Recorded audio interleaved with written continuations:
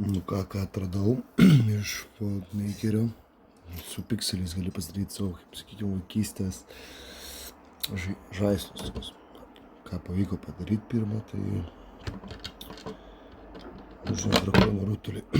Ir jeigu nori, gali didesnį plėsti savo paveikslą daryti didesnį, bet tam reikia sujungimų. O, yra toksai. Ir jį norėčiau praplėsti. Va tilpa vienas Pokemonų burbulas, o tikslas yra padaryti Žalgirio atributiką.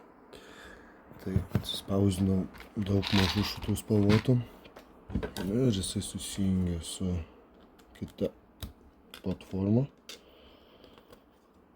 ir gausis labai didelis paveikslas. Yra planas pasikabinti virš lovos, kokių tokių 6, 8, 12 vienetų ir turėti milžinišką paveikslą. Ir prisimenu vaikystę, kai aš buvau vaikas, turėjom vos kelias detalės panašaus žaislo.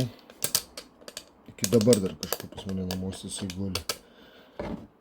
Bus įdomu, kaip atrodo. Ir tada plečiasi visą dėlionę toliau. Tai čia bus kaip man, kaip kitiem bus, vaikų dovanoms, kokiom kitų draugų, šeimos narių. Bus ideali dovana. Pats kurk, pats daryk ir mėgaukis savo menu. Ir tai tiesiog sukūrė Worldmakeris ir viskas. Jeigu esate bandęs kažkas irgi panašaus, pasidalinkit, gal turit savo kokį nors. Meskit video, parodykit gal kokių įdomių idėjų, bet Pokemonų burbulas gerai gaunasi.